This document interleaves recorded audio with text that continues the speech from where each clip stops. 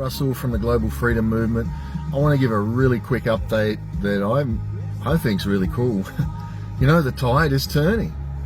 I think as we've shared out, you guys have done a great job. You've shared the group, share the posts. You've been sharing the posts. As you share the post, it goes past the shadow ban. So when you share it into other groups, people are able to see the group. They're able to join the group. We're not getting a great amount joining because we're shadow banned. I got back onto Facebook that said that we would come out of restrictions on the 11th. I said, okay, so on the 10th, sorry. I said, so how come we're not out of our restrictions? Oh, the 12th. We don't have to give you a reason. We can keep you restricted. And I said, well, and I've asked again today, which is the 12th. What about our restrictions lifting? No answer.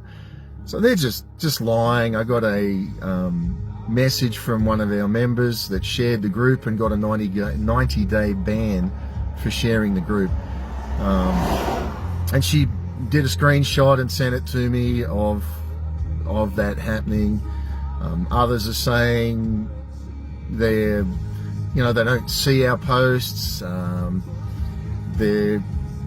Things are being lost, things are being moved. I mean, they're just doing everything nefarious and covert behind the scenes, but they've lost. Think about it. To have to go to that extreme to try to shut us up. They'll never shut us up. They'll never shut us up. So I've been seeing in Australia some of the mainstream media backing down on the narrative now of, oh, well, maybe we haven't had as many deaths as we thought. And have you seen Serbia?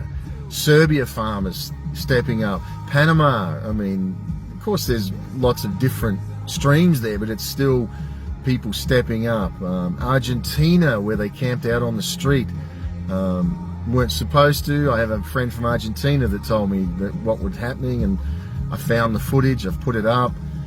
They protested and they decided to stay, and they just camped overnight. Argentina's had enough. High inflation. It just goes, I mean, Germany, Netherlands, it just goes on. And notice how the World Economic Forum had to move up their agenda. I tell you, these men are going to be swept away. These men and these women are going to be swept away, because what's in the darkness is coming to the light. It's still a good time to prepare and to keep yourself going, because these people pull the strings of the financial systems of the world, and I think a lot of our economies should have already collapsed. They're making sure they haven't collapsed until the opportune time. So let's be ready, because when these people muzzled or whatever happens to them, they'll go away, they'll regroup, and we're going to see some economic distress. So continue to prepare for that. I've sat by the bed of many a filthy rich person that's dying, and I tell you what, they all come face to face with their humanity. They all come face to face with the fact that they're passing to another world and they can't control one more breath. These men are getting older, and their money has made them drunk with power, drunk with thinking that they're God themselves. Funny thing about money is it can remove all your limitations in this world. But if you're wise, you'll start to understand that it actually revealed to you a limitation. And Solomon, King Solomon in the Bible, I love that. He was the richest man the world had ever seen. And he talks about the futility of it all. Better the man who was not born than the man that puts his trust in riches. You know, it's God that gives us the ability to eat of our wealth. If you don't have the ability to eat of your wealth is eating of you. And when it eats of you, it's like a cancer. It'll destroy everything you touch.